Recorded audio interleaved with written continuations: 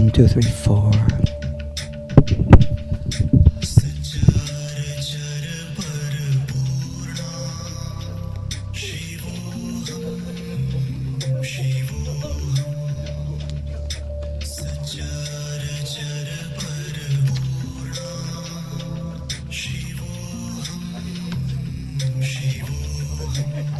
Welcome back. Let me see you.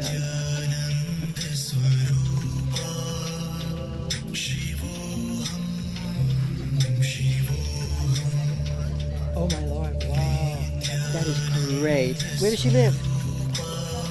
Oh, cool. That is so great.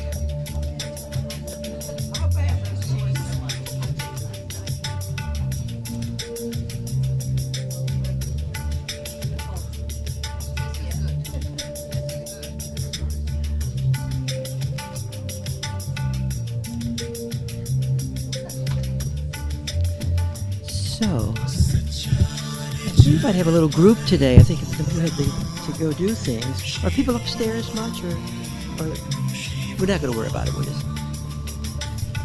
so. I think we might do that, but I just was wondering where people are at. But I know there are some cancellations. That's okay. Morning.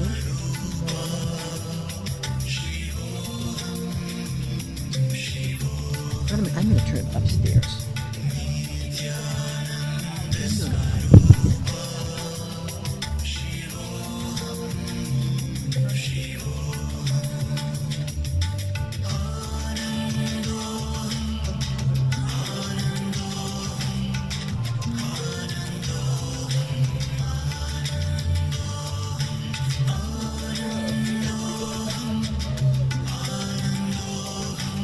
Let's get started.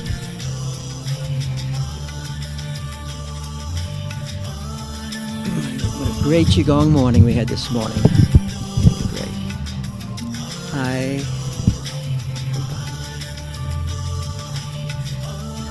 Morning. So we're going to get many people upstairs. I think we're going to have a small group today. So here we are.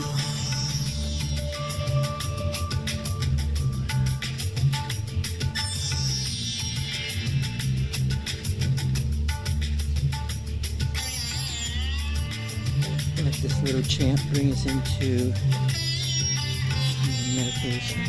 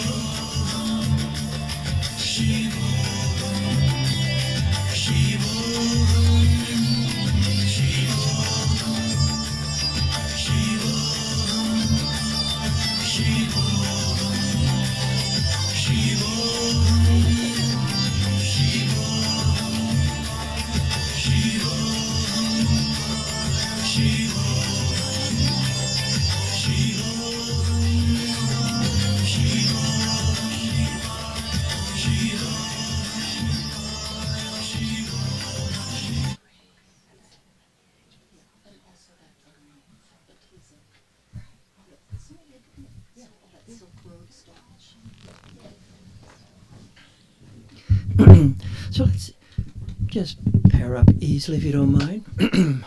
Two awarenesses are better than one. Just sit next to each other. Whoever you're sitting next to is great. So welcome everyone to, we've been focusing on embodiment, liberation through embodiment, and especially on the vital energy of embodied awareness. And we'll focus on this again next week also. And as we started last week, embodied awareness or embodiment is a way of understanding the body. And the body is not simply an external body, just like that is just external, but it's also lived, the lived body.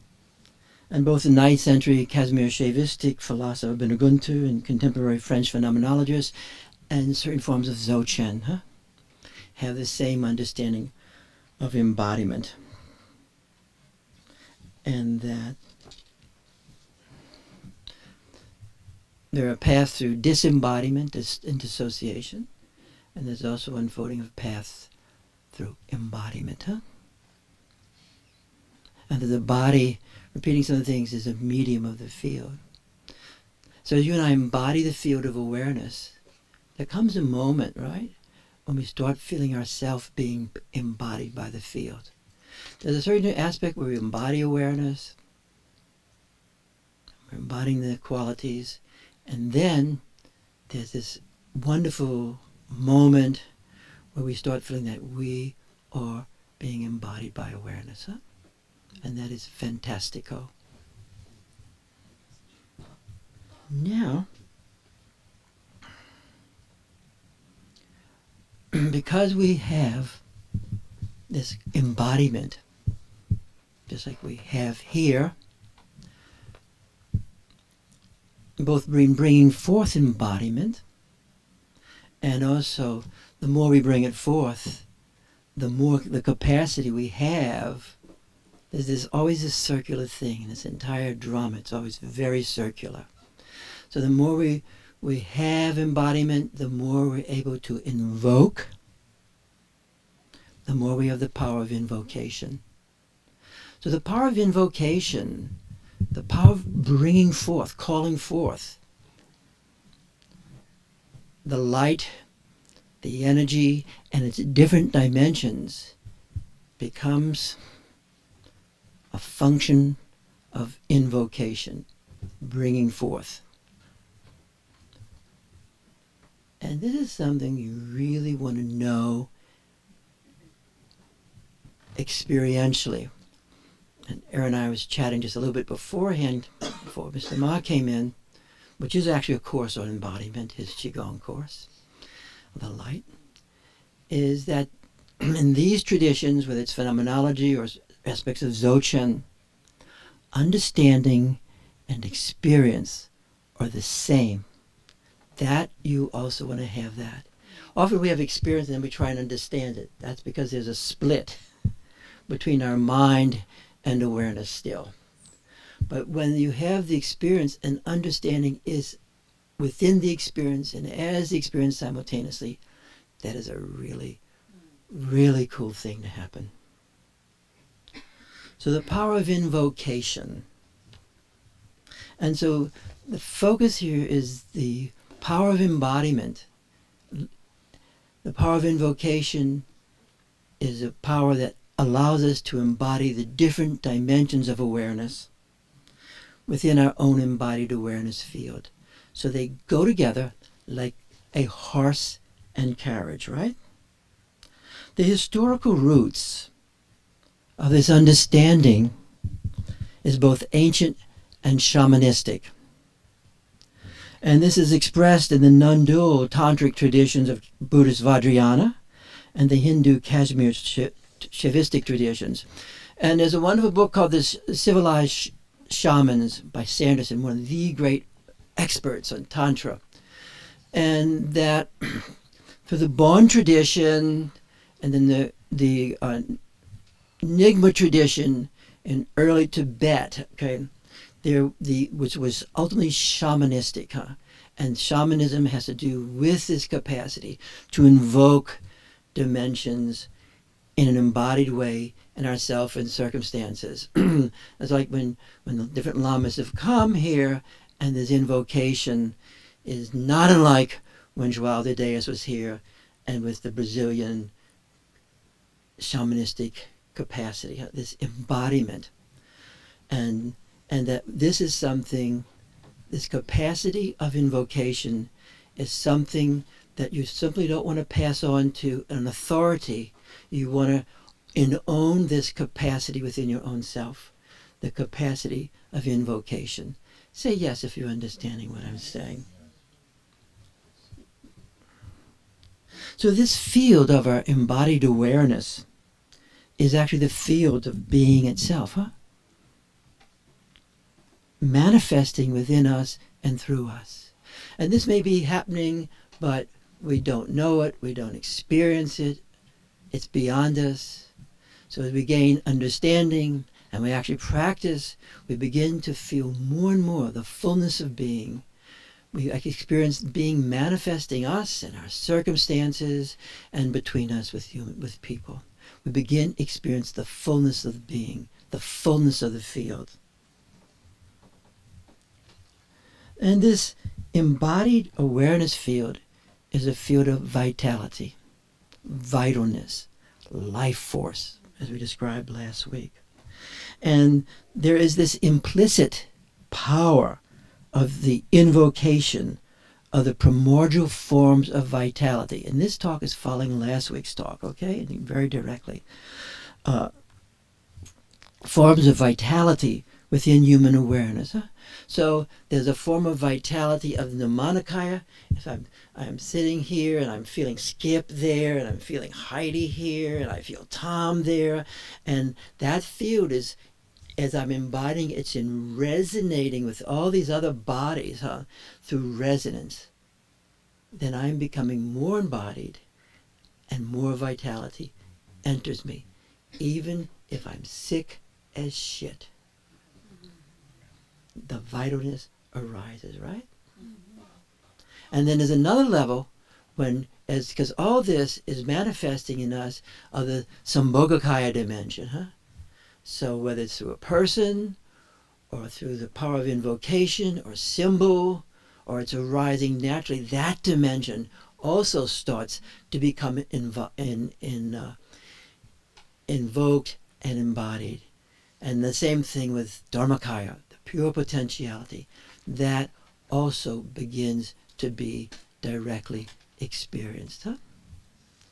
So I'm going to pause for a minute. Let me just read more here. So the subtle inner intensity of the field brings forth vital forms of experiencing. And with our embodied awareness, there's this unfolding of this dynamic field of the experience of manifestation. Huh? It's manifesting us, and we are manifesting it.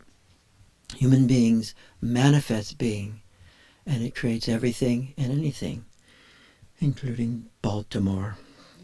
The field of awareness, or awareness field, is the innermost source of vitality. And so a lot of understanding around living in vitality, in vitalness. It's both in practices and in the direct experience of being able to invoke vitalness in our life, in ourself, and around us. And when you feel that vitalness, you are feeling the field, you're feeling the chi, you're feeling the shakti, you're feeling the dakini, all these different metaphors, but you feel the aliveness, the pulsation, the vibration within yourself, and the physicalness of your surroundings. These forms of feeling are not emotional.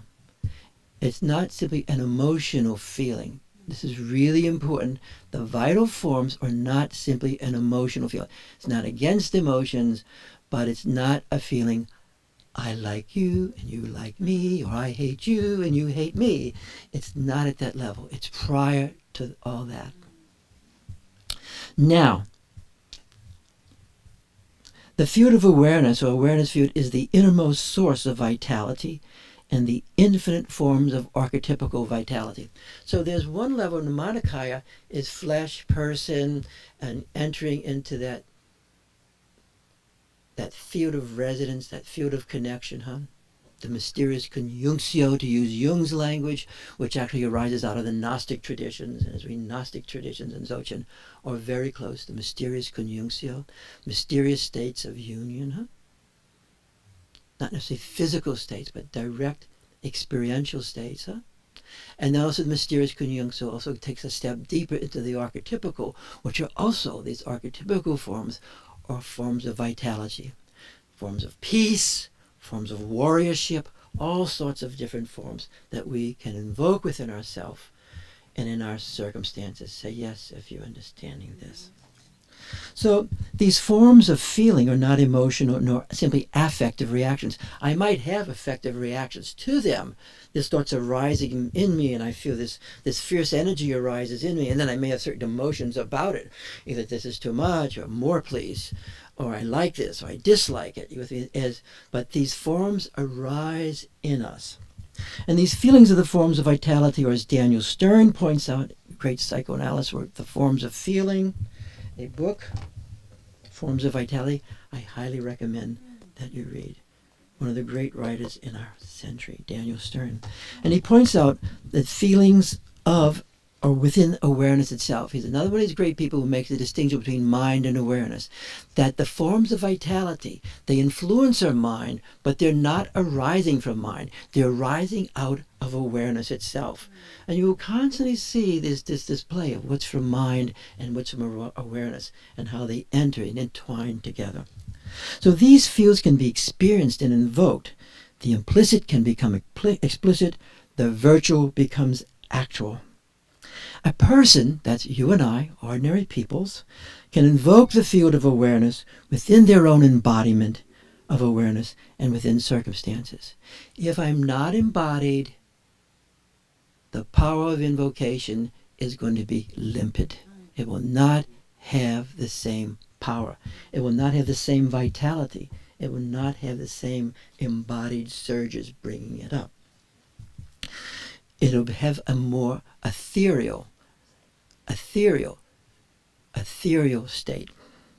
A person within their own embodiment of awareness can invoke within and through their own awareness field the power of the luminous archetypal dimension also. Our own innate awareness is multidimensional. So as I'm sitting here, I'm actually a multidimensional person, believe it or not, right?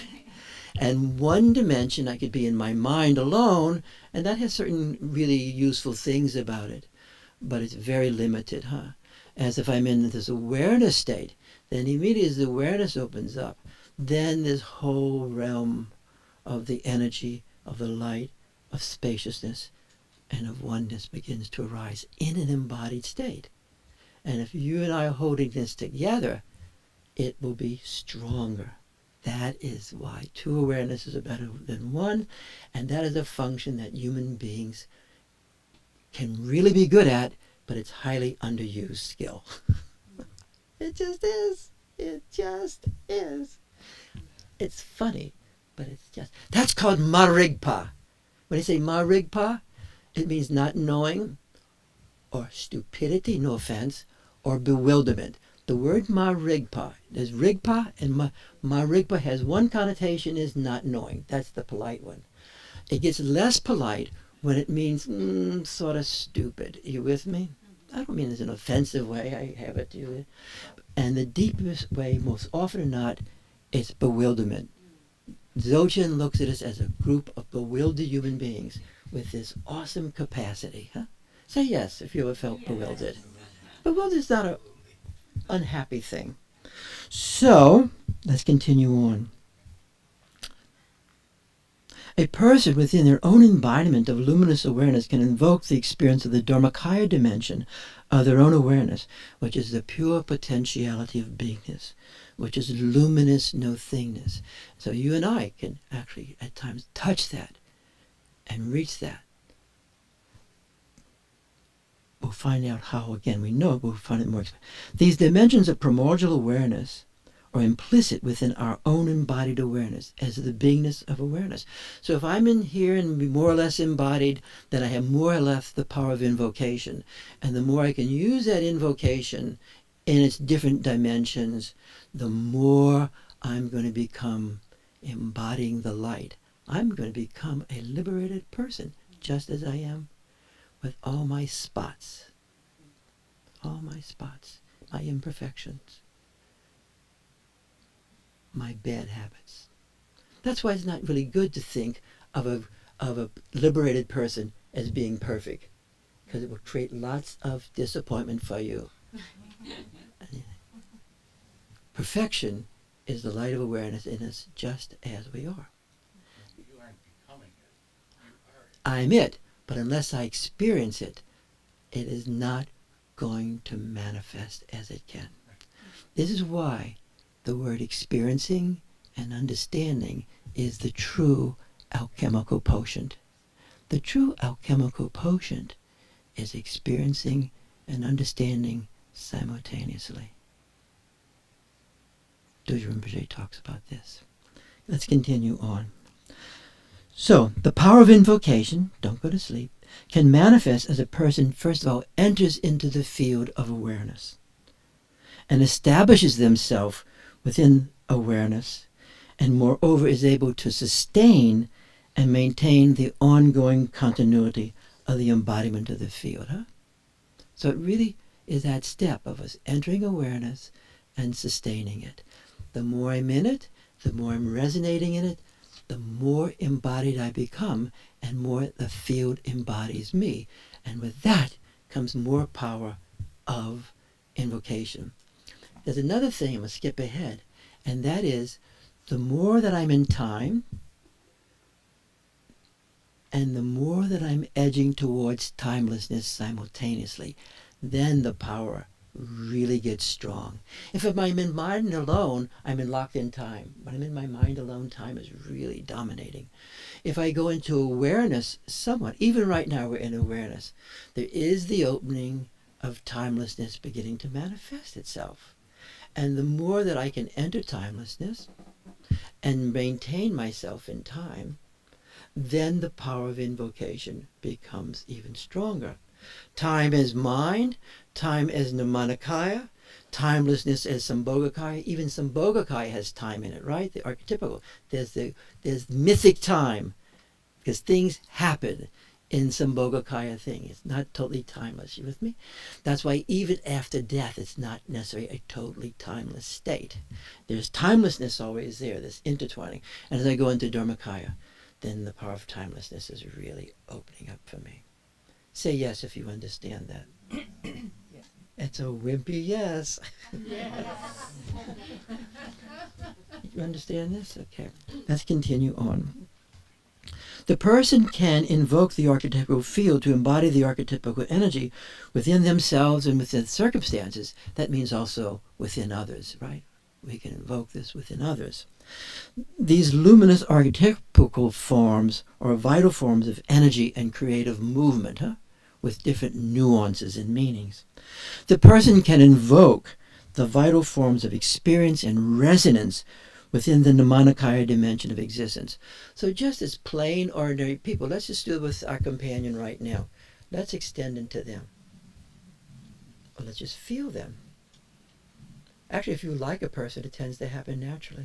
If you love them, it really happens directly. Love is extension. Have you noticed that? And compelling magnetization. It is. All this has to do with being human beings. So we'll extend to each other's heart. Say yes if you feel that. There. Then things start to open in us more, right? Extending into Heidi, and I'm now becoming a better person. More open, more space, more energy. Even our organs participate in this. The organs participate. This is not just, it's not a surface thing. It enters us, right? and the organs participate, right? The fields within our body. And then, in this stage, you can feel the body becoming more light and more embodied, right? In the flesh, in the flesh, in the conjunctio, in the connection.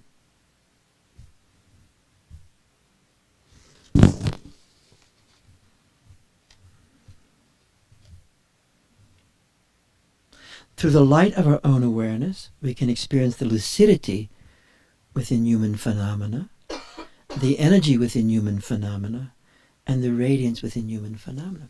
So even as we sit each other like we're doing right now, we can feel the energy within human phenomena. We can feel the light, radiance, and we start entering non-duality. There's indivisibleness. It's so interesting. The word Vajra means indestructible. It's like the Vajra, right? Vajra path. It means indestructible, but it also means inseparable. Certain texts you'll see it as indestructibleness. So the Vajra, this awareness, as we enter it, we begin to experience the inseparableness, the indivisibility of us with each other and the world. Even at times when we don't like people, right? That's really getting free. Say yes if you guys are following this invocation. Now, we're going to stop for a moment, and I'm going to tell you about a book. I'm always recommending books, because if not, and you're taking everything I'm saying literally, which none of you do, thank God. There's some independent minds here, which is really good. Then you're just talking to yourself ad nauseum. Catechism. I always like the books, the movie Spotlight, and when the reporter's confronting the bishop says to him, "Lad, have you forgotten your catechism?" Because the catechism is a thought-free experience. Catechism is a thought-free experience. And when you're taught in a catechism, you're being taught as a child. You can just think, you don't have to believe any of this. And what you're being taught is memory. You're not thinking. You're not engaged in thought. You're not engaged in understanding. You're being a memorizer. A parrot. And that would be useful up to a point. To the moment comes you have to act and think on your own. And there'll be no self-agency. This is a great book. This book. There are a number of books on energy, and I'll start mentioning them, because all this embodiment has to do also with the energy. Now this book has so much more than you ever need to know, because a lot of this you do not need to know. But it's also good to know that there's more than you know. You with me? I'm serious. And as you read a book, certain aspects will stand out for you that will be relevant for you if you're reading in awareness. And this is a book called The Secret Map of the Body, The Visions of Human Energy Structure by Gawa Young Gongpa, okay? And this was translated by Eli Garuso, one of Namke Norbo's people. It is really perhaps one of the most thorough, deep range of, it's like the secret map book, okay? And you can get this book. And it was also interesting, this person, I always get her name, Mela. She was at the ashram, at the monastery, and did a dissertation. I discovered this through her dissertation. Willa Mela. Yeah. Willa Mela did her dissertation on this, okay? And it's a great dissertation, and I will, mail it out to you, or if you come on, I can extend it to you. It simplifies this a lot, but it's just interesting how these worlds coincide. Willa Miller. And this is really a very timely, superb book, and it's from a great, great master in the 12th century. Could we look at the cover to get the Sure. Rudy, can I ask you a question about blind faith? Blind faith is a good phrase, blind faith. So So it just occurred to me, I'm not Christian, but it just occurred to me that blind faith is not being in the mind, it's just accepting it as embodiment, but it's got a negative connotation. No, you want to have your mind in you. This whole thing has to do with the union of the sun and the moon. You see these texts, the union of the sun and the moon. You want to have the union of the sun and the moon. You want to have a union of your mind in your heart. Hopefully, even at this moment, we're having some degree of a union of our mind and our heart as I'm blabbing away, take this book, do this, blah, blah, blah, that you're having your mind is in awareness. If you're just in awareness, you'll just be in light dribbling. So you really want to have both at the same time. One of the great splits in most of this stuff is the split between mind and awareness. And they're just in awareness. And if you're not in mind, you won't see individuals. It's because of my mind that I see you and you and you, and it's because of awareness that I experience the being and the light in you. So to the degree that I have unification within me of my mind and awareness, I am able to experience being, the beingness of being in you and the beingness of being in me, which is being itself. And that gives me liberation in my circumstances right here and now. So you need both. And blind faith means, as it said, those who can hear, and those who can see, can see. This is a function of hearing and seeing, not believing. This is not a function of blind faith. When people do have blind faith, they eventually suffer terribly. Because actually, the goal of self-liberation is in our own embodiment of the light, our own agency, and bringing forth ourself. This is really the truth, he says. Let's continue on. So now, having said that book, so there's invocations where we just invoke, right? We just invoke. We can invoke each other. We can invoke the field between each other, no matter, but also we can invoke different dimensions of the field. That's why if you're practicing, and you're practicing like a parrot, any text, you get something from that, I'm sure. I think you get a sense of security. It may be a weak security, you get security, but to the degree that you have understanding and you're practicing it from within at the level of your awareness, you will start to feel that arising within your own body. So now I'm going to do an invocation, okay? Yay! And this is called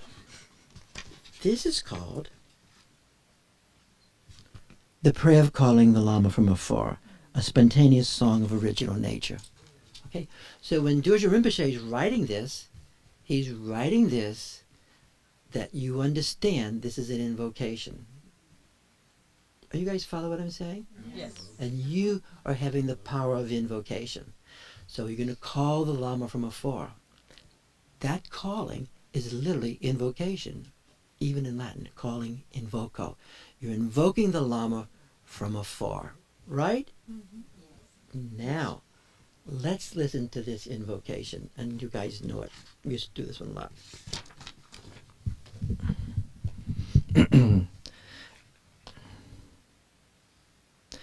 The essence, and if you guys lean into me, and I lean into you, I will do a better job. There we go. More, please. The essence, primordially unchanging, this innate nature, dwells as the youthful Vaspati. This means this youthful sphere, this body. The originally pure, profound luminosity. This is called, we're invoking the Lama, okay? Dharmakaya Lama, Yese Dorje. This means wisdom indestructible, or actually, wisdom inseparable. I'm actually liking the word inseparable more than indestructible. Wisdom inseparable. You who know. Right. That means knowingness, Gnosis. Please grant the blessings to experience the great confidence of this view, this understanding, this way of experiencing. The nature, unceasing, conjoined union, this configuration of luminous knowingness. It dwells as the manifestation of the spontaneous present five certainties.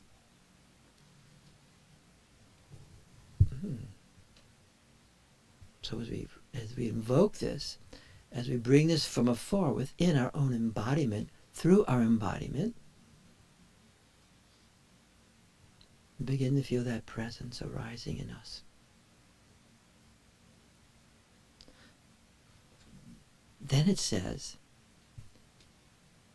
Sambhogakaya Lama, that dimension. First was the Dharmakaya dimension. Sambhogakaya Lama, Dzogchen Dorje, means great bliss. Huh? This is the bliss that overcomes suffering. You who know, please grant the blessings to perfect the great ability to meditate. Huh? Within awareness as awareness.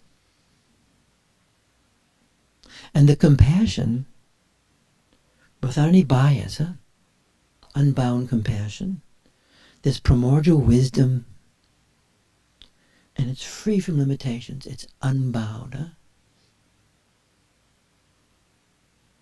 It's arising. It dwells as the essence of the all-pervading, naked awareness, openness.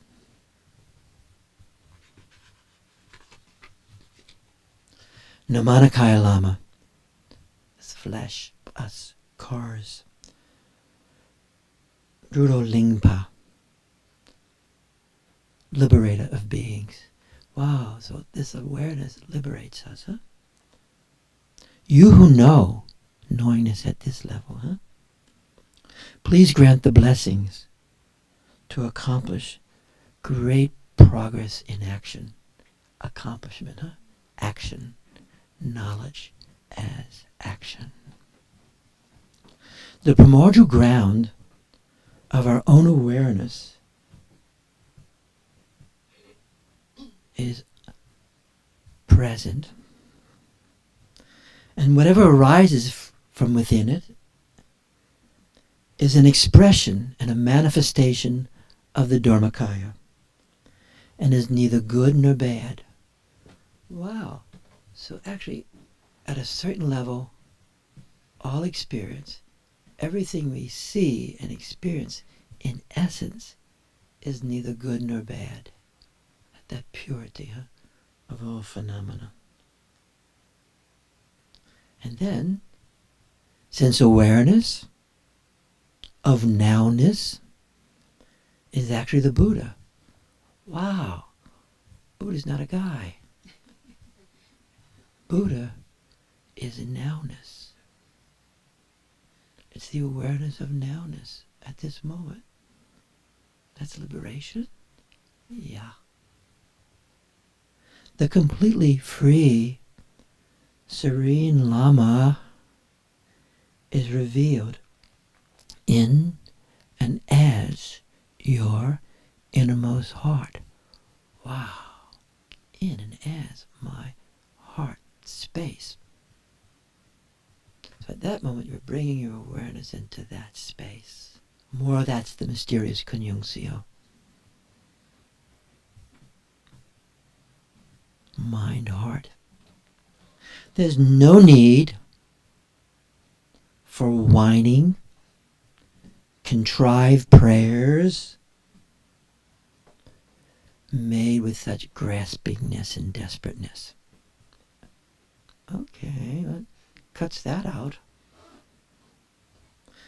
By letting go in the free, natural flow of uncontrived awareness, that fluidity of being, not holding whatever arises, letting everything arise, the blessings of self-liberation is attained. Seems simplistic, huh? Pretty simple. And through fabricated practice, contrived practices, whatever that means for you or for me, there's no time to experience liberation. Contrived practices are distraction. Wow. And the meditation produced through mental analysis alone is a deceiving enemy, huh? Mind alone, huh? Anemic academic. Now conceptualization falls apart with the abandonment of a mad person. Bit of wildness, huh? Let this life be spent in uninhibited naked ease. Whatever you do, joyfully. Practitioner of the great completion, the great perfection, as things are. In any company, you're happy.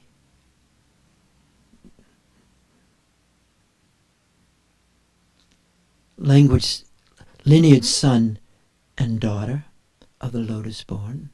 So this is putting this lineage in terms of Padmasambhava, and you can hear that as a historical lineage, or to take a truer step, you hear this as the lineage of the primordial guru, gnosis, whatever your outfit is, your costume.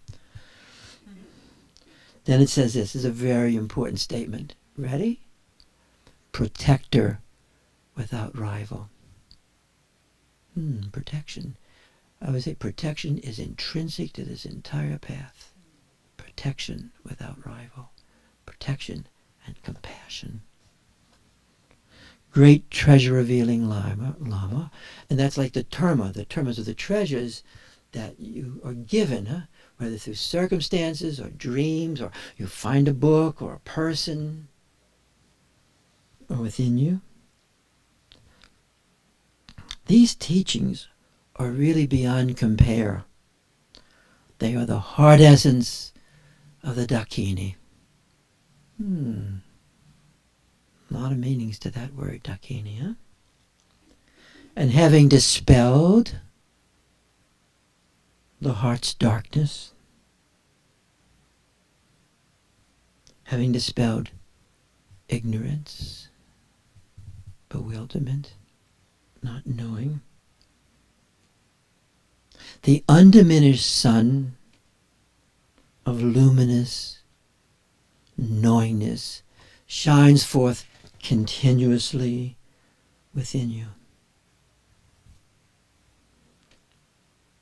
And this good fortune is the kindness of the Lama, the only Father. Unrepayable kindness. Remember the Lama. And here he does a double entendre, because this primordial Lama is both within us and both appears embodied around us, right? With each other. And he picks up both simultaneously. Isn't that a great invocation? The primordial guru. So this power of invocation. Almost done. So to practice invocation, and you really want to own invocation as a power of your own embodiment of awareness, as a power of the different dimensions within you, and as a power of your being able to enter awareness both in terms of its time and timelessness simultaneous. The essence of Dzogchen from this frame is being able to be in timeless awareness and time simultaneously. How many people feel they've touched at least once time and timeless awareness simultaneously? How many twice? You want to do it twice. It's an habituated, cumulative experience, right? And when you have time and timeless awareness simultaneously, then that's where the range of invocation really starts getting very strong. Like everything unfolds over time. So initially you might be in time, you're practicing this, and you're sitting next to a person who has this capacity. Because that person has this capacity, I start resonating and I get more of that capacity, right? Could be a person, teacher, whatever. Then I get a little bit more, so I have a little bit more power. This is not the power of mental intention. The power is it's integrating the mind, the moon with fire, but it's the power of desire, of awareness within awareness, that this arises out of awareness. You are rising, it's arising out of awareness. It is not a mental moment. I've had a lot of those, and nothing much happens. Out of this arena, then the power. You want to know the difference, and you want to know when you're feeling the union of your mind and awareness. Say yes if you're understanding this. Yes. Making this so explicit, right? So, the first movement, a person must become aware of their own awareness and enter into the state of awareness embodied. If you're taking a dissociative path and it's out there, not here, there are certain things that can happen, but it'll be ethereal. This means a person must shift from being in mind alone, and by suspension of mind, relocates themselves in the state of awareness. And once a person is no longer located in mind alone, they then become aware of mind. And the function of the mind is a form of mindfulness, and you integrate your mind back in again. How many times have we said this? 1,000 billion times. First, you free yourself from your mind, because often the mind is possessing awareness. So you free yourself from your mind, and then awareness arises. Then you integrate mind and body again. So once a person no longer located, okay, we do. And the next foundational movement says one more movement, and this takes place, and this is making one more reduction. And this second reduction, awareness is no longer focused on the mind now. You're free of that, but awareness focuses on awareness itself. Awareness directly gazes into awareness as awareness. And we can gaze directly into ourselves, or we can gaze into each other. So we can gaze in, let's gaze into each other from here. And as we know, the gaze is not through mind alone, huh? You can touch the person next to you too. You can gaze through touch, right? Can we gaze through touch? Yeah. As we gaze through touch, the touch becomes what? Embodied with light, right? Then we gaze. So we gaze into our own awareness, and then we gaze into phenomena around us, and the light experiences the light, huh? And out of that arises more light. And also the embodiment process is taking place. Awareness gazes directly into awareness as awareness. Once the person is aware of awareness, once we're aware, then the field qualities, there are starts to open, right? And when the field quality opens, we become bigger. We become more expanded. So now we're going beyond my body. We're going beyond our body. And we are extending into phenomena. We're extending into people. Are you extending into each other? Can you feel the person coming into you? Mm-hmm. This always happens in love anyway. This is actually describing the great affection. So it enters into people. A conjunctio is formed, indivisibility, you feel the inseparableness. And then you can go beyond the person to the room. Whole room. Then you could go beyond the room to your neighborhood or to the city. You can also go into the more subtle dimensions, into the archetypal. You might be able to feel the guru in a person. You feel wisdom in him or her. You might feel Duje Drulo, fierce, Whatever mythological language you like, Say yes if you're following this way of thinking, right? Most of these traditions relate to the archetypes. The dimension. One time Alan, who's he's a great Dzogchen teacher in California, who was describing it. For some people, it could be the mythic archetype, like for physicists, is an algebraic equation. You with me? Because the algebraic equation You know, that language, that is actually the manifestation of the primordial vortexes. Say yes if you're understanding what I'm saying. Is that a wimpy yes?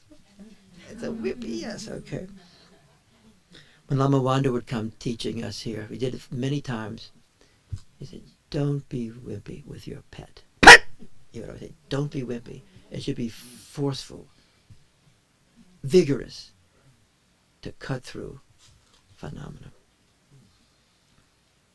So awareness directly gazes into awareness as awareness. So once the person is aware, the field qualities of awareness open and begins to reveal itself. All this is revelation, aletheia. The person can begin to have awareness to different dimensions and realms of the awareness field. The dimensions of the ordinary life is Nirmanakaya. That's us sitting here. Then the archetypal realm is Sambhogakaya. That was a Sambhogakaya invocation, right?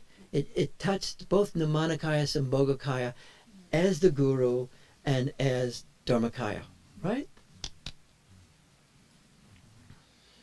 And these different dimensions can be bye, see you, can be experienced.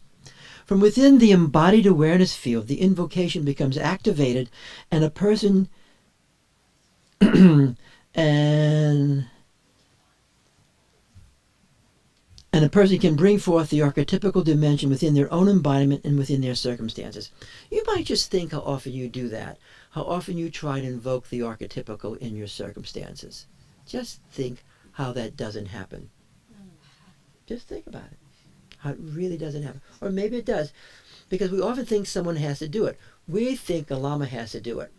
And more we think that way, we are in a theocratic game. I'm telling you, theocratic games give us security. We think, I can't do it, I'm just a little dog. You with me?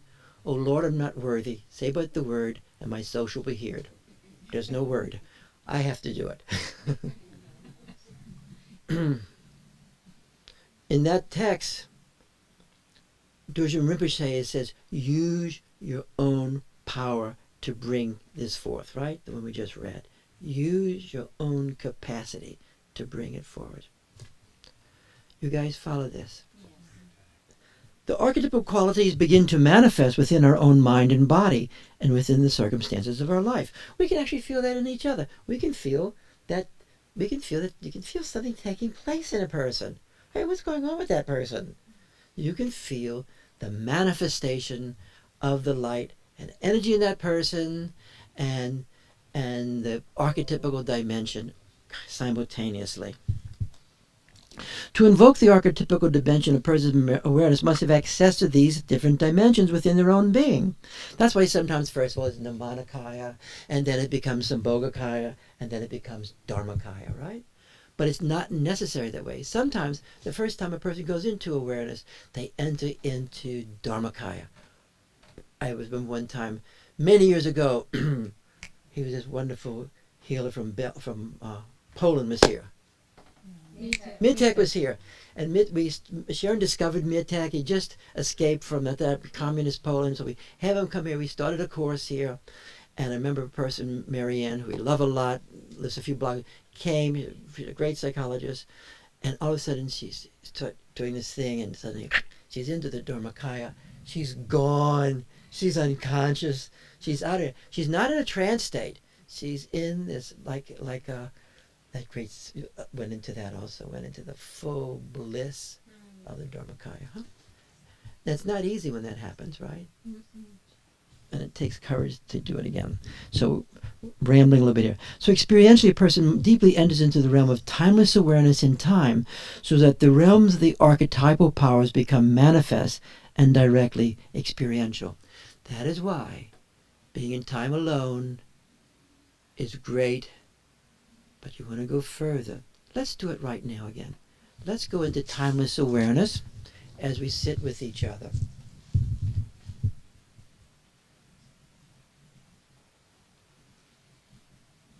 Simultaneously. If I'm only in timeless awareness, you might not be here anymore for me. If I'm in time and timeless awareness, you're here and I'm here. We're here. And if we're doing this, if you can sit next to each other, it's a little better. I would like you to touch a little bit, because there's certain powers of touch that are really important in this. See, Amma's a master of this. Amma has 22 million people she's embraced and transmitted the light of awareness through touch. When the light of awareness is transmitted through touch, what happens with it? Yes, say that again. It's embodied. It's embodied. Whether the person knows it or not, it is more embodied that way. You're in her arms and she's going, Ma, Ma, Ma. And she's invoking the primordial maternal state. You with me? Primordial maternal state has a Nirmanakaya dimension, has a Sambhogakaya dimension, and it's the Dharmakaya itself dimension. Say yes if you know this. Now,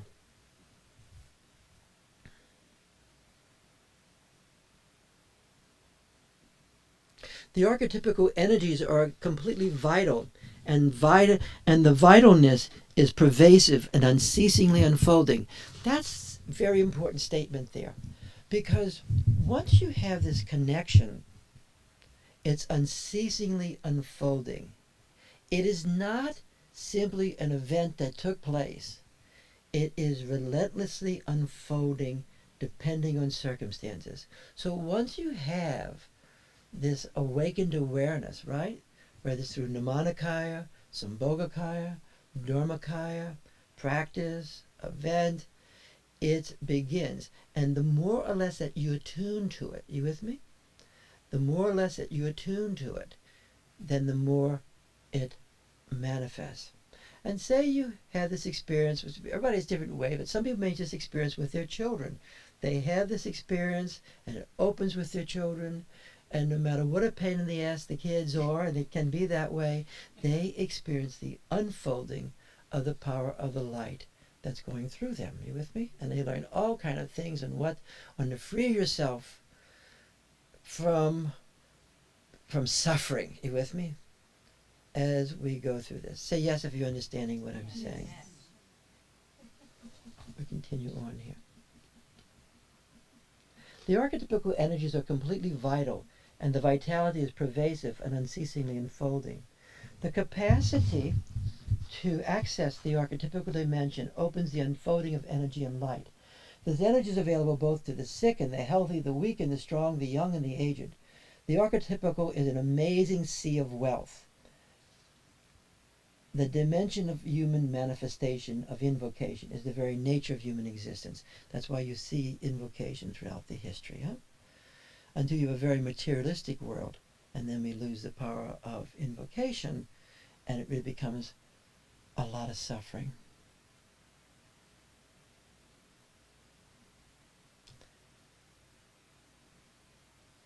Now, action of the invocation of the field. There's always action, right? There's always action. Central to experiencing this innate power of invocation is our innate capacity to open into existential timeless awareness, abiding in the realm of experiencing timeless awareness in time. Let's do that in connection to the person you're with. It would be better if you can sit next to each other. You don't have to. If it's a little more bolder when you're sitting in front. Enter into timeless awareness simultaneously. If Heidi's entering into timeless awareness and I'm connecting to her, what's going to happen to me? Come again? I will in turn have more of a moment where I might be experiencing it. Because in experiencing her, I'm experiencing timeless awareness. It's all that direct. It's all that close. It's all human.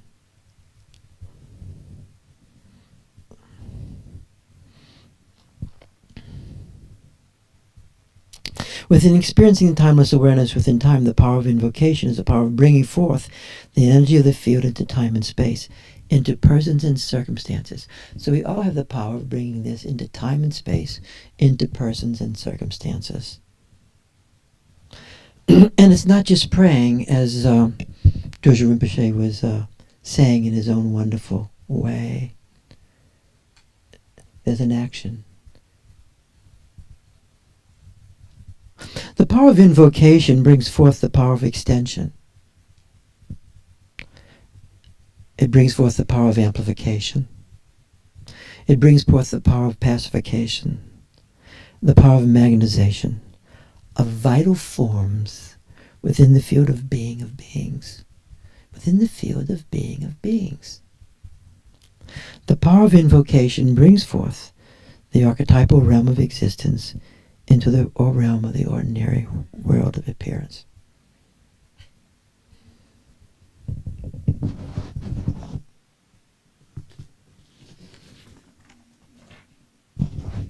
The power of extension.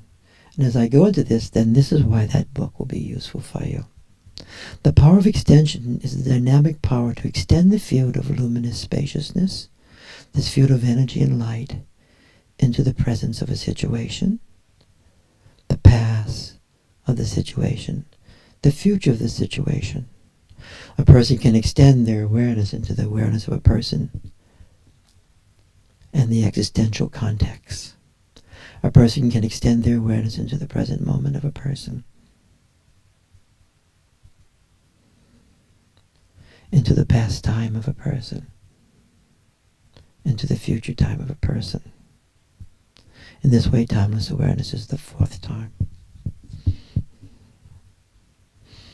Most of the time when people hear this, this is not for them. They look at their teachers being able to do it. I'm serious. Most of the time when people hear this, they think their teacher can do it alone. You with me? And maybe next life or a few million years from now this will happen. That's really a misconception. A person can amplify the intensity of the field of awareness within a person and within circumstances. Let's intensify this. One way you can intensify it is you focus it within the channels of a person. There's a little bit more specific knowledge. So you can extend into the person's heart, the inner heart, not the physical heart or diam. And you don't just extend as from inside to outside. You can bring your heart in there because it's non-local. Yes, the human heart is ultimately non-local. You don't have to believe any of this. And believing it's not going to give you anything anyway. One more belief on your list of doubt. True. But you can experience it. Anytime the heart brings into the heart, that is the mysterious conjunctio. Anytime you bring your mind into your heart, that is the mysterious conjunctio too.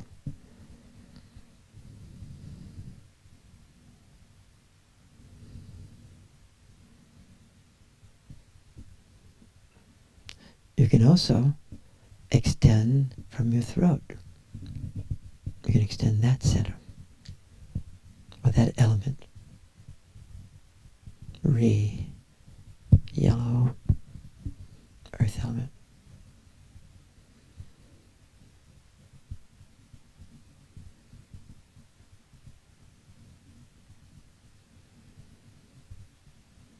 Indivisible. Or you can extend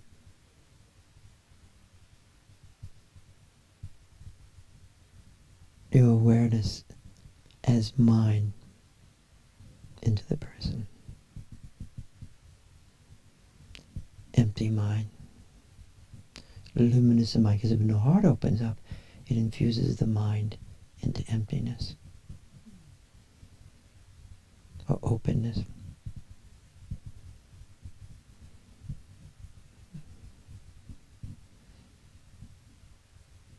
And when it's in the flesh, it's more embodied. And then you can extend from the dantian. I'm going to tell you a little secret. Most people think that the best offense or best defense is to keep their body closed, and then no shit's going to get in. But actually, nothing comes in and nothing gets out. You're cooking in your own juices. Smoking.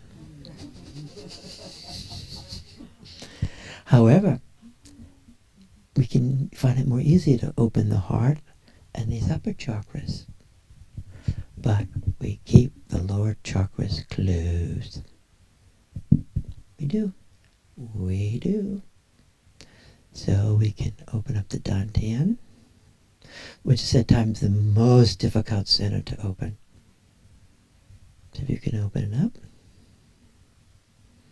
and extend that.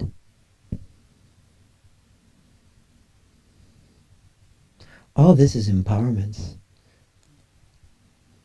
Human beings have the power of empowerment.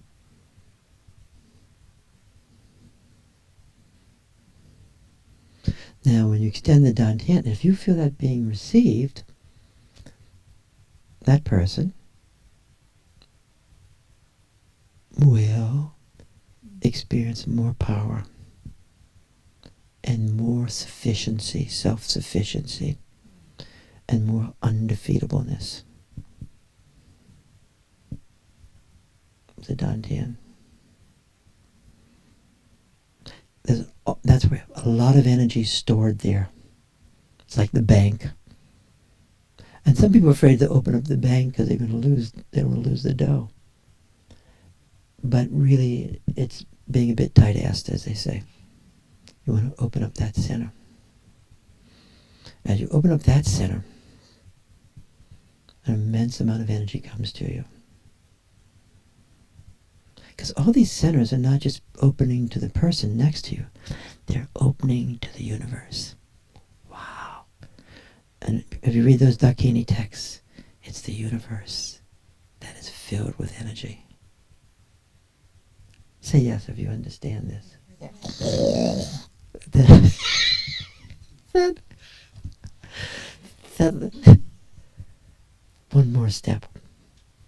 We're now going to go, but the Dantian has to be open.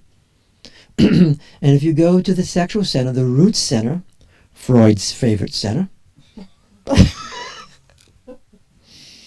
nothing will happen.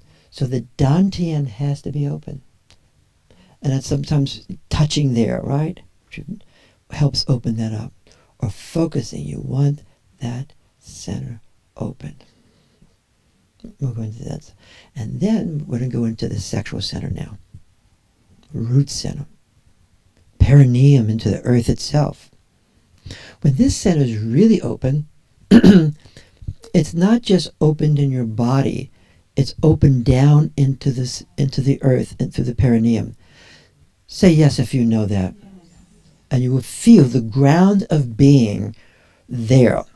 If this center is closed and say, moi, I will not feel the ground of being as the ground of being, as the ground of earth itself and more. Say yes if you're understanding this, okay? Yes. So we're going to open that center. And many people are very vulnerable because they keep this center closed. You with me? There are people who have very powerful centers here, and you close your center in order to have safety.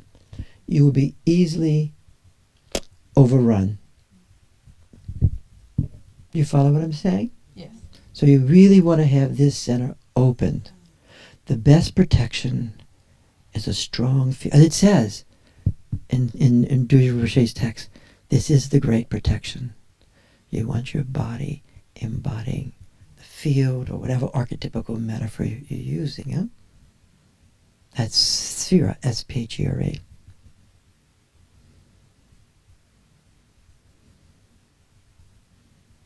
Now say all those centers are opening. And of course you have to have a little bit of sublimation for this to work, right? When people don't have a capacity for sublimation, then it really gets, the situation gets entangled. So essentially in Tantra is the power of sublimation. And that's the unfolding of the light upward, both horizontally and upward. So that's why there's a horizontal extension, and the stronger the horizontal extension, the stronger the vertical extension. Say yes if you know that. Yes. A weepy yes. So the stronger you have a vertical extension in this world, the stronger you will have a vertical extension. Do you know that? Yes.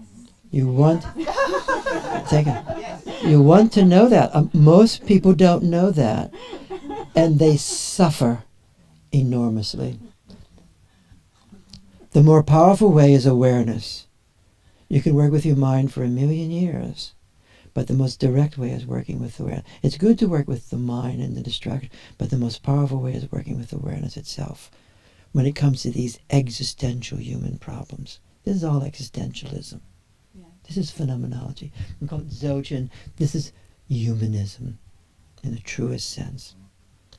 Hang out, opening it up. Then you're going to feel the inner. You're going to feel in your thigh an awakening in your thigh. Mine's buzzing right now. So there's that. As the thigh opens up, these chakras are very important, right? You're going to start feeling from these chakras here to here. You're going to feel a triangle. At times, you might even feel other people feel other triangles. Those are the body of light structures that you're now seeing being manifest in you. You with me? Say yes if you're following this, okay? Yes. And this is taking place because we're hanging out with each other and we're extending into each other with a felt sense.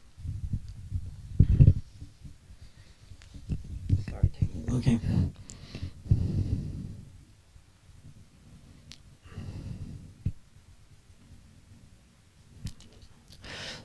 So a person can amplify the intensity of the field of awareness within a person, within the circumstances, within the context of ordinary world. A person can pacify and limit the intensification of the field within a person and circumstances. A person can magnetize and bring forth the energy and light within a person, within the situation. A person can magnetize the realms of energy and the light in themselves. So let's magnetize the person next to us a little bit. It's the kurukule. She's red. She's hot. She's fire. She's over there in the Yeshitoga. Let's just feel the pull. It's a very generous thing to do with a person. It's like touching so lightly. It's like a pull, a simultaneous awakening and pull with. And as you pull, just so lightly, not force. There's no force in this. It's more like resonance. You're resonating to the light energy. That helps a person open up the centers, right? It happens a natural pull, the natural magnetization. And sometimes when you really go around a great yogi, sometimes you think you're just going to get tons of energy coming towards you, and suddenly you feel your body and you feel your innards being pulled out, like, and that is the power of the magnetization. And you feel it at the level of the organs. You with me? Which actually enlivens your body a lot. Say yes if you guys are following this. Yes. Now, nothing stops you guys from practicing this on your own. You know, you can come here and do this, but you can also practice this with each other. You with me? But in this more embodied fashion, okay? Now, we're going to pause. Everybody following this? Right. And when you do it this way, there's a natural sublimation that does take place. You're going to be surprised. There's a natural unfolding of the energy. As it rises up, it's being pulled up through the light of awareness itself, opening the chakras and going into a pervasive state. Now, invocation through text, invocation through mantra, and invocation through ritual. And then we'll again go back, invocation through resonance. So we're touching resonance a lot right now, right? So even as we sit next to each other, let's do it this way. We're sitting next to this human being. We're in there. Namanakaya, right? Let's go a little further into Sambhogakaya with him or her.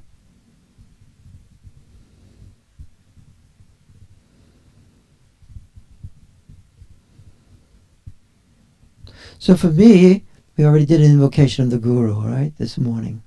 And I particularly love that text. It says it in such a direct manner. So with that, I start leaning into the person.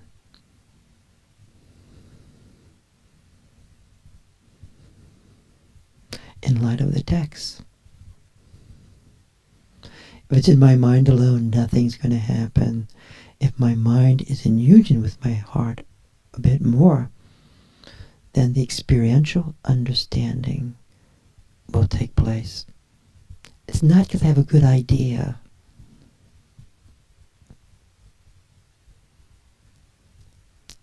Understanding is not exactly an idea. It is an understanding. It may have come from an idea, but the power of direct understanding is not necessarily an idea. It's a non-conceptual knowing. Say yes if you're understanding what I'm saying. Yes. Then that knowingness enters this person. The person may benefit from that knowingness, may have it already, may simply bring it into more openness, unveiling at a moment. Things always veil. They're basset, opens and closes, opens and closes. Or I begin experiencing the guru within this person. That is a pretty cool moment.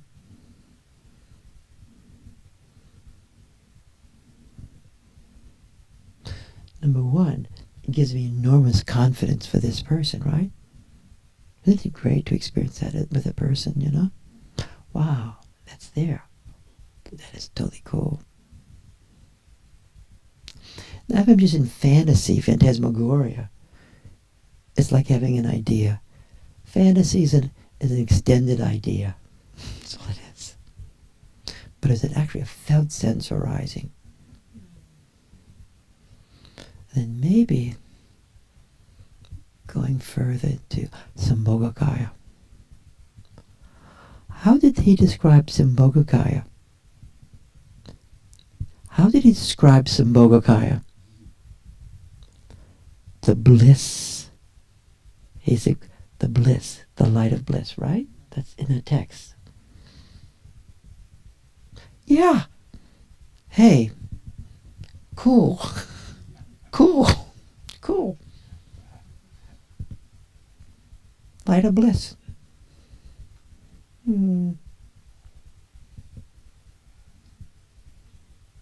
Pretty cool. Dharmakaya. Dharmakaya.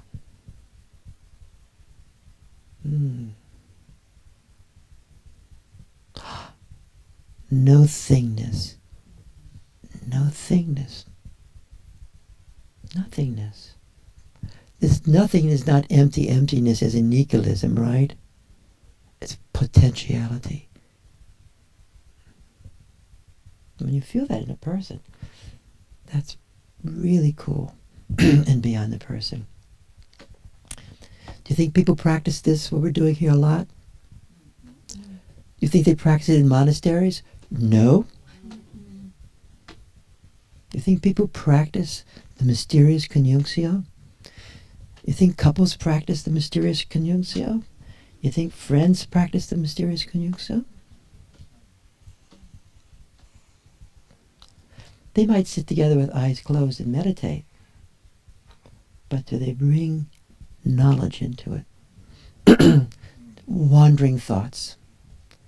Now, just a little bit more.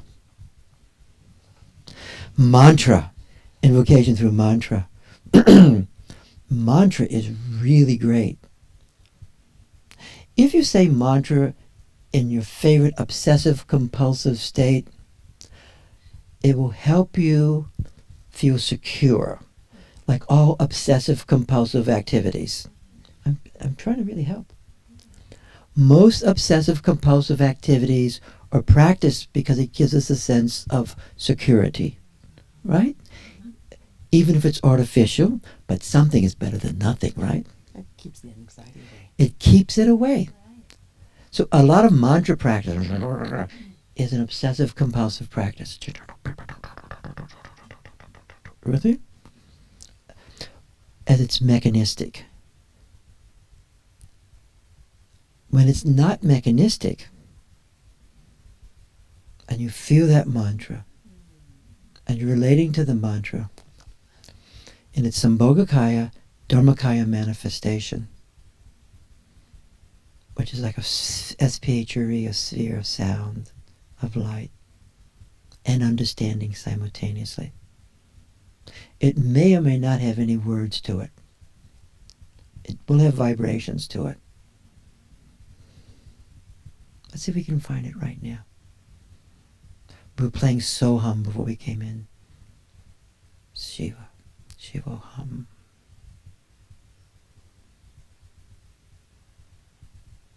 Thanks. There we are. Invitation through mantra, invitation through text. Texts are tricky. If you're in the text with your mind alone, and you're trying to wonder what every word means, you're making a dreadful mistake. I always thought Vajra meant simply indestructible. Now it's coming to me and I'm getting little glimpses. It also means inseparable. And I do know about inseparability, but now Vajra takes a whole new thing. I may have used the word Vajra for many years, but it worked as I understood it, and then one day it opened up into another meaning. Got it? So you want to look at a text incidentally through mind, but primarily through awareness. It's better to be in awareness, reading a few words here and there, than going through an anemic academic thing. That's why I met a lot of anemic academics, but they don't profit from all their knowledge. And they're always watching, is it right or wrong? You guys following that? That's why we have such a great time on Saturday, because we're not doing it from a mental point of view. You with me? And then we feel this arising within ourselves and others. And we may or may not be Buddhists. We may not be this or that. None of this needs a costume. We do have relationships, though, to lineages. You with me? To different people who taught us this. You with me? It's like grandfathers and grandmothers of friends. You with me? So there's always a personal thing. You with me? It's all quite personal. And when you leave the personalness, you're going to find yourself in a mechanical exercise. So, and ritual. Well, rituals help somewhat, but rituals can become ornamental but not useful. You with me? Rituals can be really ornamental, and they can have a sense of reactive emotionality to them. You with me? But a lot of the reactive emotionality around ritual is reactive emotionality, and it can be fun. Let's put it, it's really it's like going to a concert, and it's really great. A lot of rituals are concerts. You with me? And they're entertaining. Because most things in this world have to be entertaining or we're not interested. So they have that. But the problem with ritual is it really meaningful and not to you? Does it really belong to you? Or are you being constituted by it? I'm going back into institutionalization and constitution. And I have all kind of prejudice against institutionalization, other than what's absolutely necessary. So a lot of ritual is an institutionalized experience. And when you do a ritual, you can have a kind of institutionalized security that comes with it, and even a kind of belonging that comes with it. You with me? But as soon as there's some storm in the arena, it all falls apart. You with me? And inseparability falls apart, indestructibility falls apart. So ritual is a bit more tricky with this whole thing. But this is a personal thing. You with me? What ritual really belongs to you? So that brings us into this next part. We make the crossover. I'm sorry, I didn't want to be this long, but I'm ambling today, but that's okay. Because if you guys got this, you never have to come back. I'm serious. This is the question of the ownership of invocation. The ownership, Kathy Gretche, the ownership of invocation. Who owns it? Who owns it? Is it a relational event? Or is it a theocratic moment? Now, what's so great about theocratic moments in one way, if you just have a little bit of the authoritarian personality in you, and you can have the authoritarian personality is this way. Top dog, bottom dog, top dog, bottom. The authoritarian personality, there's authority above me. I honor that authority so much. Yes, sir. Yes, sir. Okay? And then I'm a bit of a dog with that authority. Okay? It's okay. I have a little collar run around, but it's okay. But then I'm now the dog, the top dog to this person, and she's now the dog. Okay? But she actually likes it because she likes being with an authority. And then she then looks at this person. Put your hand around her neck, please. And she's now the authority to this dog. You with me? And this is played out over and over and over again in all sorts of theocratic institutions. And you just have to have an eye for this. Once you get an eye for it, it's like, it's really fun time. It's fun time. I'm serious about this. So, and there's an institutionalization that takes place around it. Now, there's another word that is a great word. I'm now wandering. And this word is called theophanic. Now, theophanic is a fantastic word. And they get very close. Theocratic gets very close to theophanic. And I consider Dzogchen as a theophanic process. Okay, I actually have a paper written called Dzogchen as a theocratic process, and I think only 4 people read it. Me, 4 times. So, what does phanis means? What does phanis mean? P-H-A-I-N-E-S, phanis. It means appearing. Phenomenology comes from it. It means God appearing in everything. So a theophanic. So sometimes a theophanic institution is really quite something. If you walk into a theophanic institution, that is the most amazing thing. It's enormously relational. It's transiently personal, because it's really, there's a personal in it. You with me? It's a challenge. It's personal, but it's theophanic and it's liberating. You ever been in one like that? Raise your hands if you happen to pass through one ever. Never been in that? Okay. And the theophanic realm is something. And the light comes through, and it comes through everything and anything. You with me? It's quite amazing to be in a theophanic thing. Now, theocratic seems to be theophanic, but it's not. You with me? There's a joining of authority and spirituality together. You with me? And the degree that we are authoritarian personalities, which a lot of us are, most Trump voters, by the way, are authoritarian personalities. There was certain studies. It's not that they're Republicans, and it's not that they're liberals. They tend to be from the South, yes, in certain parts of the country, but they're all over the place. But they start studying them, and one of the major functions was when you gave them this highly studied thing, the authoritarian personality test, which I love. They are authoritarian personalities. And when you look at a person, you really want the authority to save your butt. Save me, and will do whatever you want. Even if it tortures me, I will do it. You with me? The more you humiliate me, by the way, the more I feel blessed. I don't know how that is, but it is, okay? So there's authoritarianism. You will see this in heavily invested theocratic associations. You also, sometimes in theocratic situations, there'll be a theocratic theme and a theophanic theme simultaneously. You with me? So as the theocratic is destroyed and deconstructed, the theophanic theme comes into life. Are we sleeping? Are you getting something from this? This is really useful, okay? I like to think that in a better moment. But of course, I would think that. But a theocratic thing, democracy has a powerful road. There is leadership, but there's the power of democracy manifesting. A-okay? What time is it now? Okay. Theocratic structure. So part of this thing of invocation is this, okay? Mostly there are priesthoods, okay? Priesthoods. There are priesthoods. And how can I say this? Priesthood is thought by people to be an ontological experience. Tu es chantus in aeternum. You'll say that in most Christian priesthoods, you with me?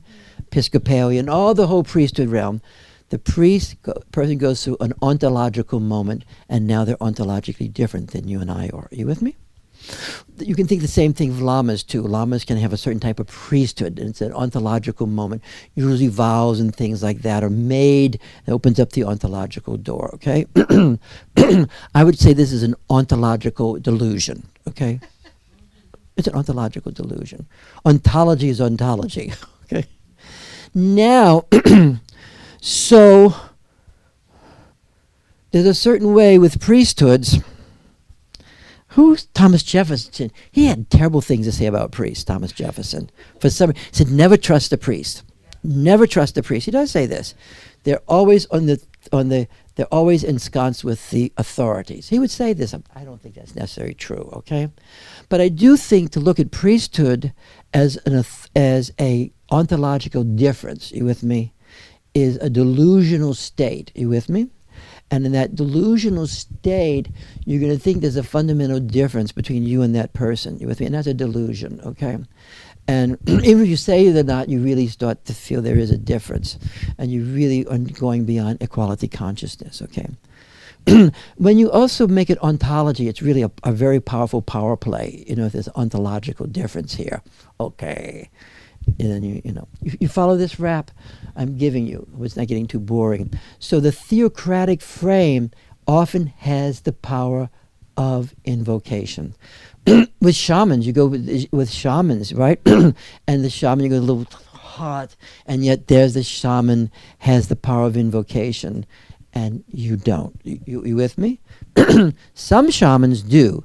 Some shamans have it that really it is a group experience. It is a community experience. It's the experience of the elements entering together. So the more nature-oriented shamans, it'll be more of a conjunctio state that brings forth this shamanistic empowerment. Yes? Can it happen even if the priest doesn't have it, that the ritual, that the priest doesn't, we go in and here's the priesthood? Well, the Catholic Mass. Yeah. To me, like, the priesthood didn't have it. The experience of the Mass and the sacraments did. Yes, the actual ritual is a doorway invoking, in this language, these different dimensions. And even eating, just like every time you're practicing a tantric text, you have a substance. Excuse me. You're consuming the symbolic function. You're consuming and you're entering the symbolic function. The symbolic function is a place you enter into and you experience. So, but the function of the priest himself or herself is not the alchemical power that's taking place there. You with me? That's why all this stuff is very, very powerful. I'm not invalidating the rituals. I'm trying to place the shaman function in a more not experiential, or what's the word they call it now? Aquarian age, rather than Piscean age. There's a person, by the way, who knows a lot about this, whose name I'm forgetting. I might have her come sometime. She runs a thing called Service. She does, I forget, her name will come sometime. But Susan Trout, yes. Susan Trout actually knows a lot about this and has a book called Clarion 1, 2, 3, and 4. And it's all in the Piscean age and stuff. And she's very knowledgeable. And she's a great person. She does a lot of service. So you guys follow. So what you want to do is not so much anti the shaman at all. You want to understand the shaman dimension and the priesthood dimension in your own life. This capacity to bring forth this energy for yourself and others. Now we're going to pause and see where people are at. Rudy, could you? Yes, please. One of the things you said today that I've never heard before was you were talking about when we know something and we understand it happening at the same time we experience it. Yes. This is a Rather than the understanding occurring yes. after. Yes. When we think of things as mind and experience separate, I'm going to have an experience, and then I'm going to understand it. You with me? This collapses that. So actually, in Dzogchen, especially in Dzogchen, which I'm most familiar with, and certain forms of phenomenology, where they speak about non-conceptual knowingness, okay, they're talking about, I'm having and actually Dorje Rinpoche would talk about this, that you want to have experience and understanding simultaneous, you with me, where you know it through experience. You may articulate it in understanding words. We have done that a lot in this room. We've sat down and said, okay, would you mind articulating your experience? We also mean your understanding simultaneously. When we pass a little mic around, you're articulating your experience and your understanding of the experience in a direct way. They tend to be simultaneous. When you're in awareness, the perception is awareness. The perception is knowingness. We're not cutting perceive, think about it, and then do something with it. It is a simultaneous experience of knowingness and experience. And Swami Muktananda would talk about this also in the Kashmir thing, and he would talk about how you're having perception, you're having noise, you're having experience, and you're simultaneously having an action. He would say, in the moments of liberation, you also have action with it. So it's a simultaneous, you don't get up hooked in, yes, no, should I do this? No, let me go into a calculator. So the action becomes before the conceptualization. Yes, it happens simultaneously. There's an action, but it is an action that is arising out of simultaneous knowingness, experience, and even conceptual understanding. The more the mind is infused by the light, you become a simultaneous creature. And that's a word. That's why one of the words that run through all this, is simultaneousness. The simultaneousness of holding awareness, both time and timelessness. The other words, simultaneous of holding my mind and my heart essence together. There is this stretching of the pairs of opposites into oneness, like the talk you gave this weekend. Yes. Well, my thought, another way to say it not just because it's not just it's engaging in the action. So there's a presence in the action, right? Yes. Okay. Yes. Spontaneity. Spontaneity. Dzogchen, spontaneity. Yes. Most action that authentic is spontaneous in Dzogchen. And Carolyn Klein. Carol Klein. No, this is a Dzogchen. She's a great Dzogchen teacher. Klein, Carolyn Klein. She lives in Austin, Texas. Carolyn. Okay, she has a paper on authenticity, and she uses all the authenticity and spontaneity being the same thing in the Dzogchen. It arises because you're following like desire. You're following the arising of the desire. You're following the movement of it, and you're entering into that. Impulsivity is quite different than that. Impulsivity is you can't stand it anymore, not doing anything, and suddenly it happens. I can't stand it another minute. It's a drivenness. Hope everybody's enjoying this today. We covered a lot today, but this is a sequence we've been in. There is a little paper I just put up on desire, and we've touched that also in the self-unfolding of that desire is not to be a function of mind, but how desire, as it's a rising of awareness, desire rises, and when that happens. So we're playing with you want to know when it's in my mind and when it's here. So let's just see where people are at right now. I really appreciate everybody going along with it. Did not want to go so long, but we're completing this phase. Yes, just share briefly your experience and we'll go around, okay? And you can pass if you don't want to. So what comes to me is paraphrasing Dorje Rinpoche, who says, "No awareness, and that is all there is to know." That is fantastic. Say it again, please. No awareness, and that is all there is to know. It is out of everything to be known, there's only one thing to know. And if you know that, you know the one thing, awareness itself. When I saw that phrase, that's where I'm going. Yes. Most of these things in your past have to do with self-recognition. I'm sorry.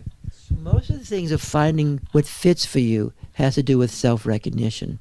And if you don't have any self-recognition, you're not going to know it. So it's really what fits for you.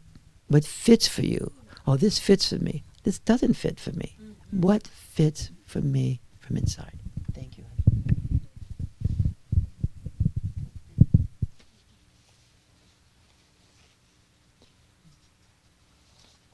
Well, what I'm with is embodying the flow of the mystery.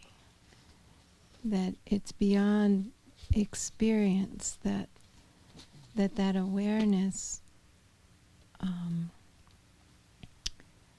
when it's embodied, is transformative, and then everything becomes entering into the mystery without attachment, without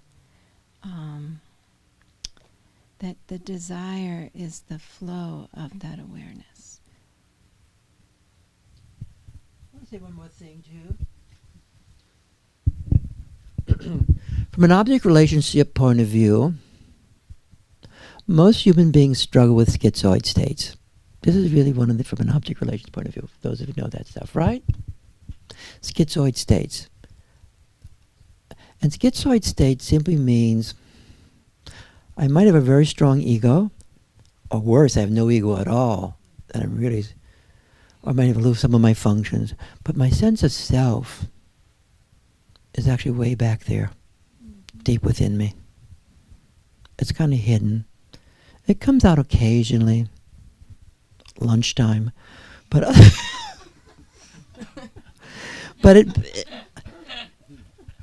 but actually it's really in the background, you know. And I might function very well in the world. I'm interpersonally cool. I have a lot of skillful functions, but actually, myself is in the background, sort of hidden, waiting to come forth one day, sort of like Godot. Well, and then I get into spiritual practice. Thank God. Now it really feels good because it's spiritual. It's still hidden. So it's between me and some unknown God. Okay. There's something comforting about that. I'm not so alone, even though I may feel that. But I'm not embodied. Not in the flesh. Not in my touch. Not in my voice. But it's okay. I do well. I have a really good life. Then it starts to awaken. This is all a Winnicott, right? It starts to awaken. And then often I've equated myself somewhat with my mind. Now that's where it is, my favorite function, whatever that one might be. And I start to realize this lack, non-self. It's terrifying. Emptiness starts to open, void. And I hang with this, and I'm some way, and then I start to feel the arising, and I actually start to resonate with human beings or animals or trees. There's some resonance that starts to take place for me in this world. And desire starts to actually come, not from my mind, but for the desire of love, of oneness. And I start having the courage to pursue it. And I slowly but surely become step by step more embodied. More embodied in all my centers. I don't have to know anything about centers, by my heart, sexual centers, belly, hands, and I start to become more of an embodied person. You with me? I may have had the most beautiful body imaginable, by the way, except I was minimally lived in it. It was a beautiful apartment building, but no c'est moi. And so I start feeling more at home in my body.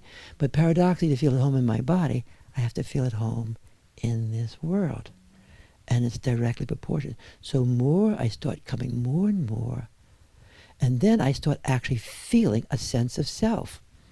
I start feeling this pulsation, this space.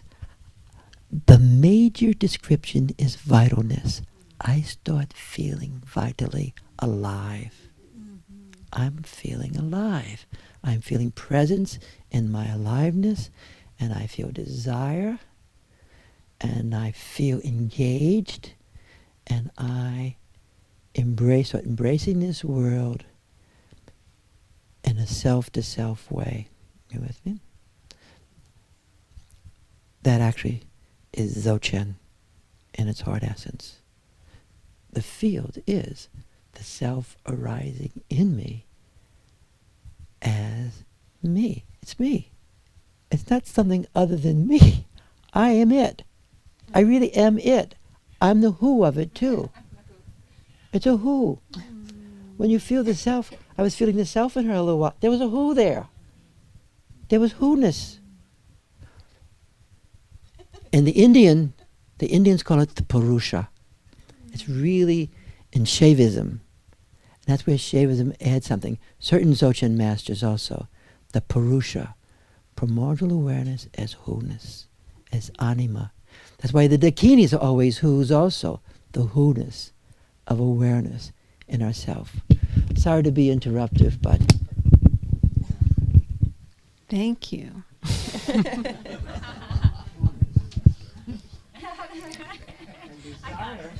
Desire to be here. Without the desire to be here, our schizoid dimension will never be healed. When I have a desire to be here, and I'm suffering being here, then that is the beginning of my healing in this world. To be really here and not there.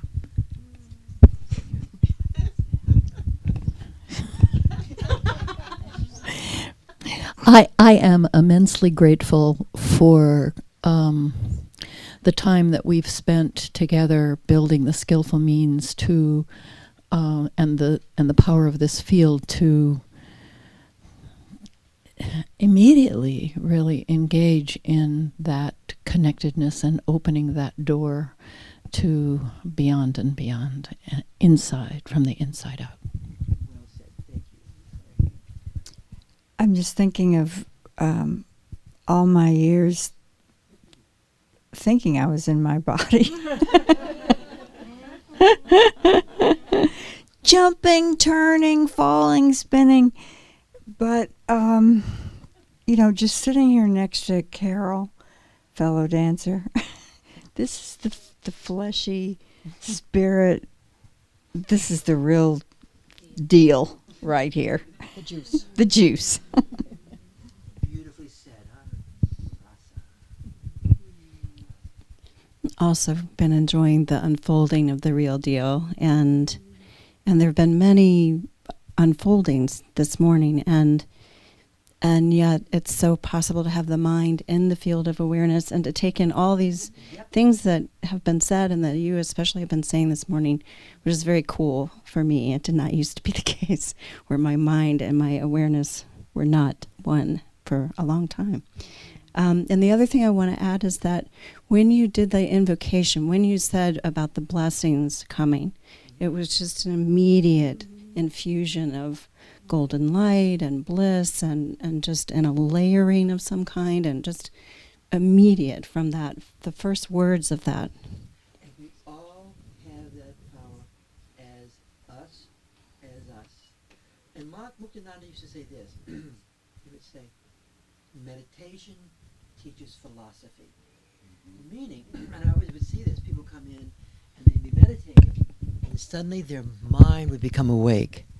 And they come in and they know philosophy. They know it because of their meditative practice. You with me? And I don't mean just topic that's like a parrot, but they start thinking because they're in the field. And that's where philosophy really takes place. True philosophy is a function of the field. And when it's not, it's anemic academic.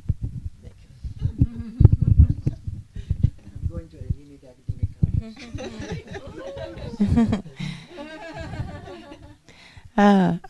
I want to second what my mom said. Basically, everything you said is exactly how I feel. But this journey of bringing awareness and mind together and becoming embodied has been the ultimate blessing.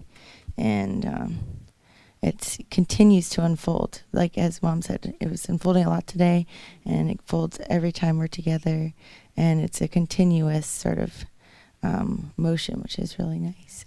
I love that word motion. Mm-hmm. It's not just stillness. Mm-hmm. It's not this unchangeableness.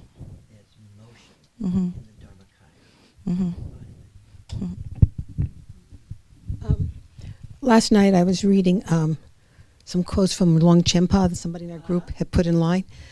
And it was very interesting because what it said is you can't meditate for awareness, you can't intend to have awareness, you can't purposefully do it, you just have to be.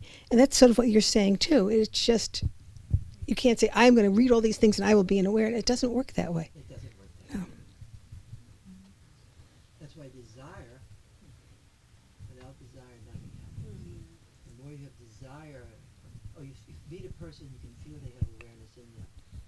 And you have that desire. That desire awakens. Awareness does the whole thing. Awareness gives itself to us. Even the desire is a function of awareness. That's why this is actually, in a certain way, beyond willfulness and all. Gratitude is really great. Thank you so much. This is like some amazing feast. You are like really on today. This is like extra aliveness, and I've been enjoying all of it. Thank you. Thank you so much. Yeah, really related to the part that you were talking about the who-ness, because when we were there and connecting, and there's so much meaning and depth, like just where our knees are touching, right, or our shoulders, and the connection through. And all of a sudden I realized when we first sat down, Karen's foot bumped my foot. And going back into the memory, I had no more awareness in that moment of her foot than if like I was bumped by a rock, right? Like, but going back in the memory while we were working, I realized she had awareness in the moment. I couldn't change it because it was a memory that I didn't participate, but just the stark difference of how much was going on when I was aware and how much wasn't going on, or how much I let go of it when I'm not paying attention, was just contrasted, right? Beautifully said. But once you know that much, the door's open. Just how you describe that is entirely a function of the manifestation of awareness in you at this moment. And so it just keeps on unfolding. It's an unfolding drama. And it unfolds life after life and death after death.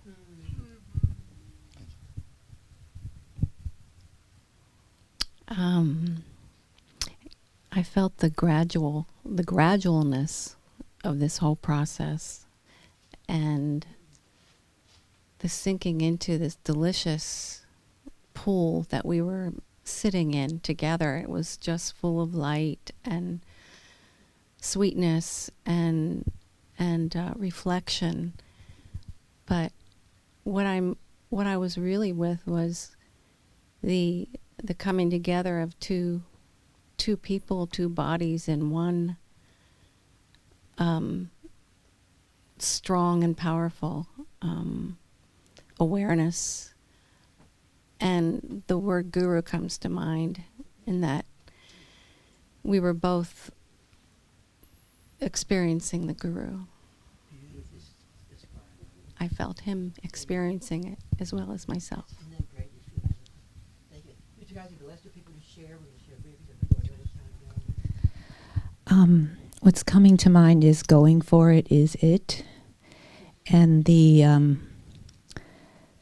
notion of courage and being able to sustain really the vibration sometimes of going for it.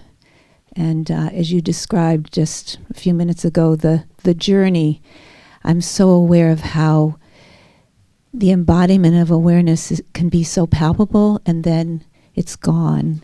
And then there's that desire from having known it that propels the willingness to go courageously through that fire of the dissolution that comes.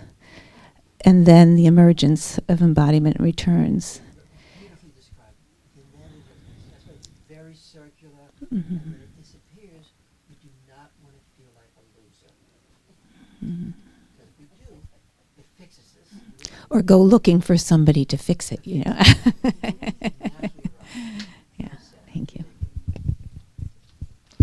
Or an evil loser. An evil loser. Not a monster. We're ending up now. We're going to go. Thank you guys. See you guys. We're not going to have Bikini Day this Saturday. We'll have again next week, and we'll meet everybody next week.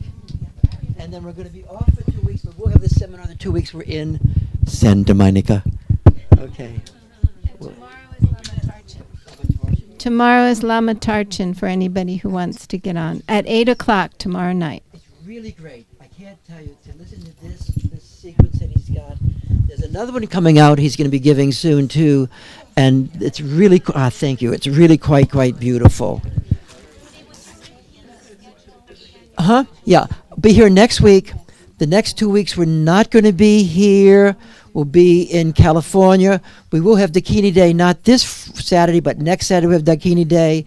And then we'll have the seminar, but we're doing it online from... We won't come here. I think as we start going... I think we won't come online that day, but when we start doing it on a more regular basis and we have it set up, I want to set security up a little bit more, get some things like that. When we start on a regular basis, we'll have it here, even though we won't be here. And we've been thinking staying 2 months in California and 2 months here might be a little better than just going back and forth so quickly. So we're still trying to work it out. 2 months here. We're going to try and work it out some kind of way that it works. Thank you, guys. Hasta la vista. And I love what's taking place for all of us. And I love everybody teaching. You know, we don't do the certification thing. We don't do ordination. We don't do the rituals. Sometimes if you need it for a credential, we'll write something out because it has a function. But we don't do the ontological shit. You with me? We just don't like that. Makes my head itch. But that doesn't mean we shouldn't be using our skills to teach. Thanks. See you guys later.